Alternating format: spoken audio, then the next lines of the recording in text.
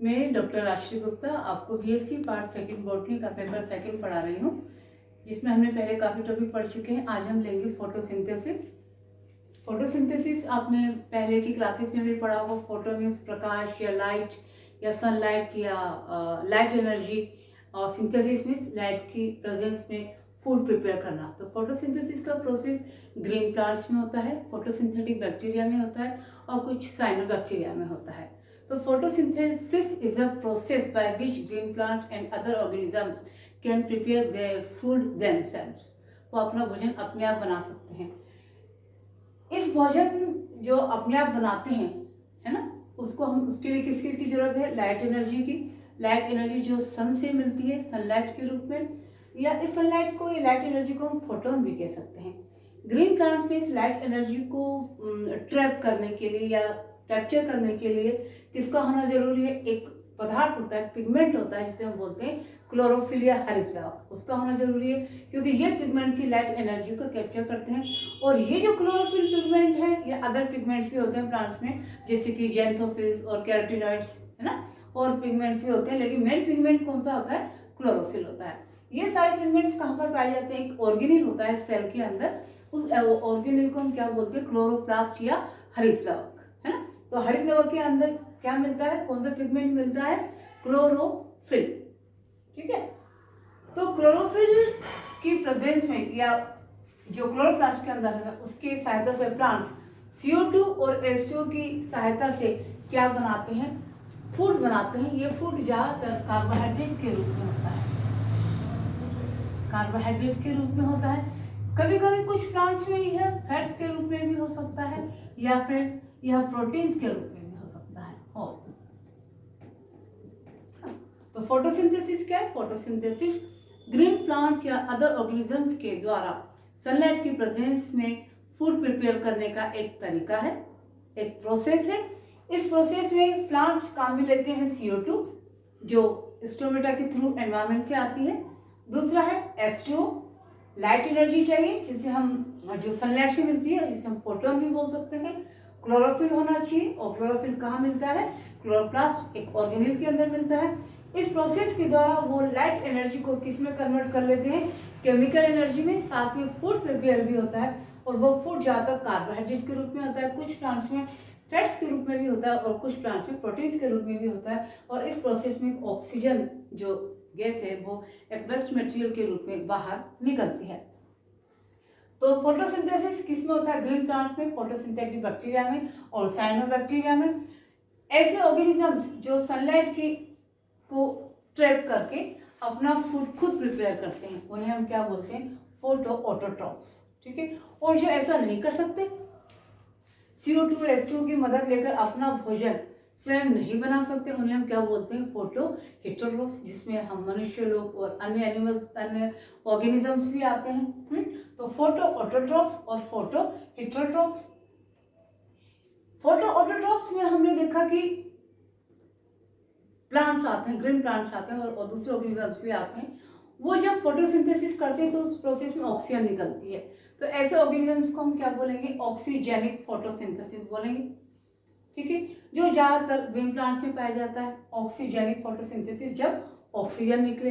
लेकिन कुछ ऑर्गेनिजम्स, यानी कुछ बैक्टीरिया ऐसे भी हैं जिनमें CO2 तो काम में लेते हैं, लेकिन उनमें फोटोसिंथेसिस के दौरान ऑक्सीजन बाहर नहीं निकलती। तो ऐसे ऑर्गेनिजम्स को हम क्या बोलेंगे? एन ऑक्सीजेनिक फोटोसिंथेसिस वाले ऑर्गेनिजम्स बोलेंगे।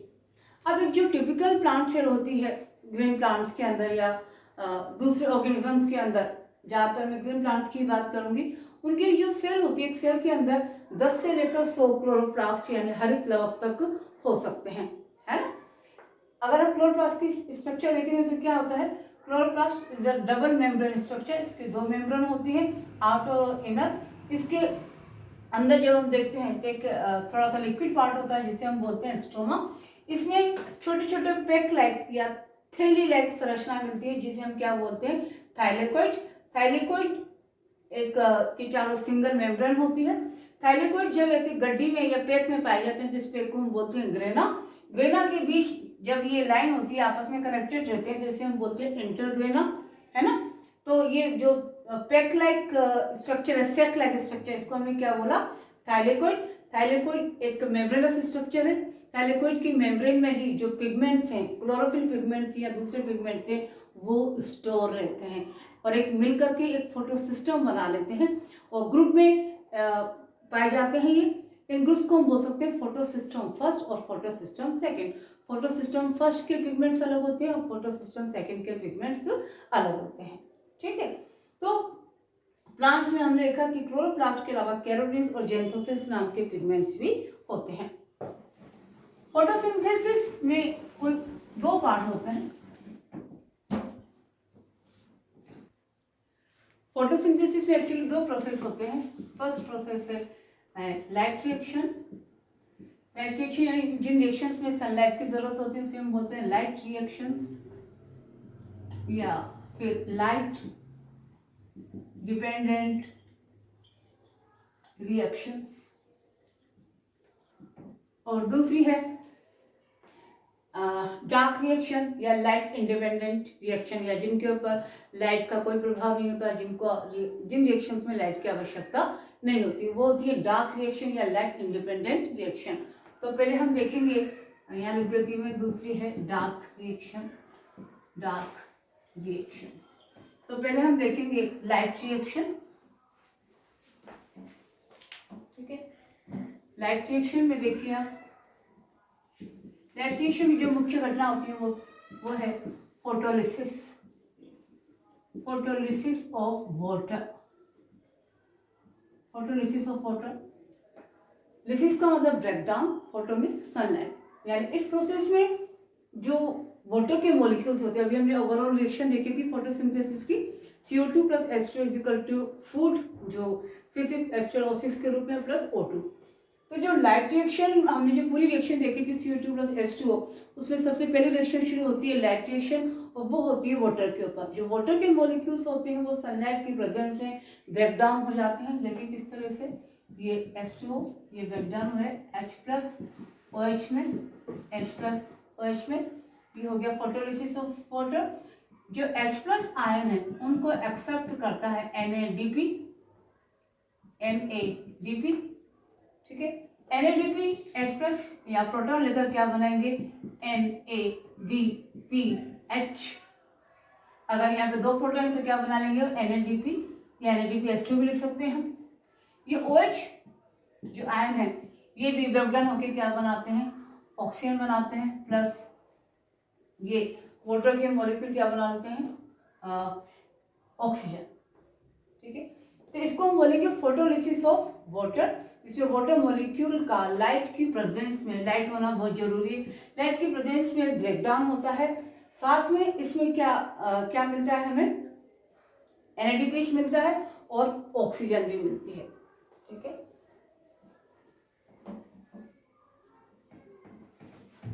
फोटोलिसिस में हमें जो एनर्जी मॉलिक्यूल है, एक तो एनर्जी मॉलिक्यूल मिला है NADPH2 या NADPH, साथ में जो दूसरा हमें मिलता है वो होता है ATP। H2 मॉलिक्यूल के बीच में जो बॉन्ड्स होते हैं, बॉन्ड के टूटने पर एनर्जी भी निकलती है, डायरेक्ट एनर्जी, इसी से हम बोलते हैं ATP। तो दोनों चीज हमें मिलती है लाइट एनर्जी में। ये लाइट एनर्जी मिली दोनों एनर्जी के मॉलिक्यूल्स, NADP भी H2 भी क्या है, एनर्जी के मॉलिक्यूल है, और ATP तो आप जानती हैं एनर्जी मॉलिक्यूल है।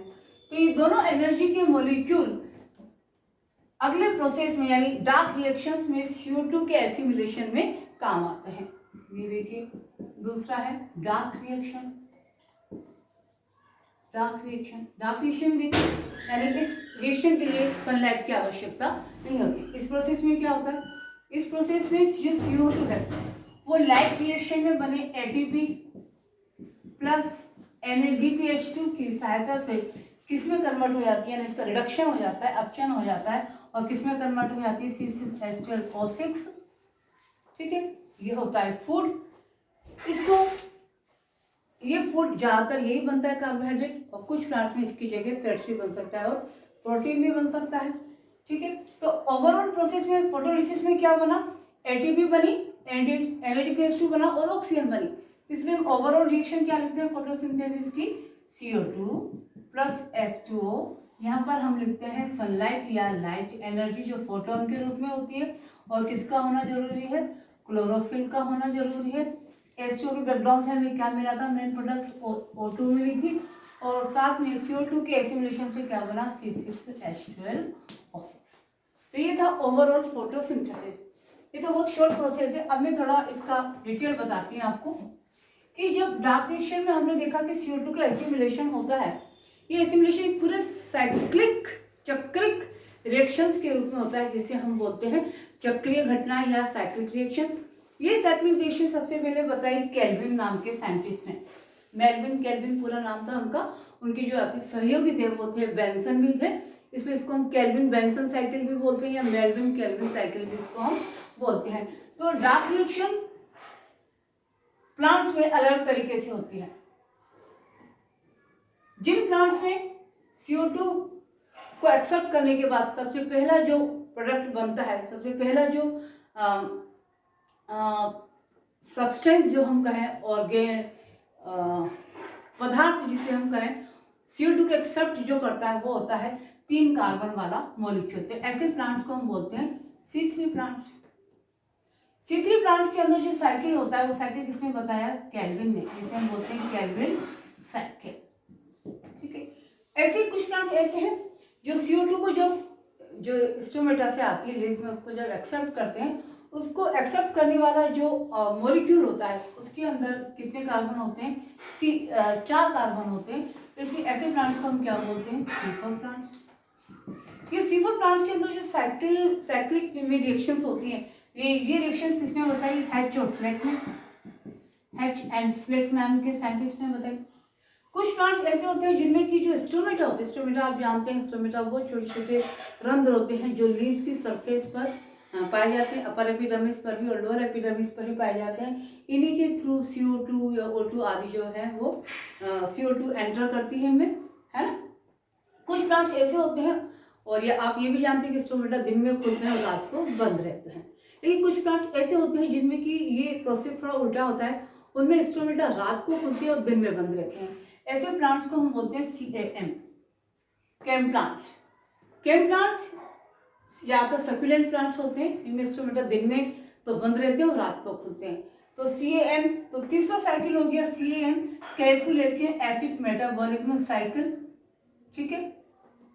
तो डार्क रिएक्शन ज्यादातर 3 तरह की देखने को मिलती है, C3 प्लांट्स में, C4 प्लांट्स में, और CAM टाइप का जो मेटाबॉलिज्म है वो मिलता है हमें सकुलेंट प्लांट्स में, सकुलेंट प्लांट्स में। ठीक है। तीसरी चीज देखिए आप कि जब हमने लाइट रिएक्शंस देखी थी, लाइट रिएक्शंस में हमने क्या देखा, पहली घटना हमने देखी थी फोटोलिसिस ऑफ वाटर, जिसमें हमें क्या मिला था, ऑक्सीजन मिली थी, ये आप याद रखिएगा। ठीक है। दूसरा, इस लाइट रिएक्शन को हम सबसे पहले बताया था वैज्ञानिक हिल ने, इसको हम हिल रिएक्शन भी कह सकते हैं, हिल रिएक्शन। इस फोटोलिसिस ऑफ वाटर में या हम कहें लाइट रिएक्शन में 2 प्रोसेस होते हैं, cyclic and acyclic photophosphorylation, cyclic और एसाइक्लिक फोटोफॉस्फोरिलेशन, जिसमें क्या होता है, इलेक्ट्रॉन ट्रांसपोर्ट सिस्टम होता है। इस साइक्लिक और एसाइक्लिक फोटोफॉस्फोरिलेशन में क्या होता है कि जो लाइट एनर्जी को एक्सेप्ट करने के बाद, लाइट एनर्जी किसके लिए एक्सेप्ट की जाती है, क्लोरोफिल मॉलिक्यूल, क्लोरोप्लास्ट में जो थाइलेकोइड है, थाइलेकोइड मेम्ब्रेन के अंदर जो पिगमेंट्स होते हैं उनके अंदर, उनके द्वारा एक्सेप्ट की जाती है। साइक्लिक और एसाइक्लिक में बस एक ही अंतर है कि साइक्लिक जो फोटोफॉस्फोरिलेशन है, साइक्लिक फोटोफॉस्फोरिलेशन में इलेक्ट्रॉन जब इन क्लोरोफिल मॉलिक्यूल पे जब सनलाइट पड़ती है उससे इनके इलेक्ट्रॉन जो एक्साइटेड हो जाते हैं, वो इलेक्ट्रॉन एक्साइटेड होकर जब नेक्स्ट ऑर्बिट में जाते हैं, नेक्स्ट ऑर्बिट में जाने के बाद वापस पूरा राउंड करके उसी जगह आ जाते हैं। तो ऐसे पाथवे को बोलेंगे हम साइक्लिक पाथवे। एसाइक्लिक पाथवे में जब इलेक्ट्रॉन एक्साइटेड होकर बाहर निकलता है तो वापस वो उसी जगह नहीं आ पाता, बल्कि आगे की ओर चला जाता है। तो एसाइक्लिक फोटोफॉस्फोरिलेशन में दो फोटो सिस्टम काम आते हैं, फोटो सिस्टम फर्स्ट और सेकंड, जबकि साइक्लिक पाथवे में केवल एक ही फोटो सिस्टम काम आता है। तो ये था पूरा आपका फोटोसिंथेसिस। फोटोसिंथेसिस में अगर हम देखें तो कौन कौन से फैक्टर्स अफेक्ट करते हैं फोटोसिंथेसिस को। दो तरह के फैक्टर्स अफेक्ट करते हैं फोटोसिंथेसिस को, एक तो इंटरनल फैक्टर्स जो प्लांट्स की इंटरनल स्ट्रक्चर पर डिपेंड करते हैं, और दूसरा है एक्सटर्नल फैक्टर्स। एक्सटर्नल फैक्टर्स में आता है ज़्यादातर CO2 आता है, सनलाइट आती है, मॉइस्चर आता है ना। और इंटरनल फैक्टर में क्या आएगा, लीफ की स्ट्रक्चर आएगी, क्लोरोफिल का अमाउंट आएगा, ये सारी चीज़ किसमें आती है, इंटरनल फैक्टर्स में। तो ये था आपका फोटोसिंथेसिस।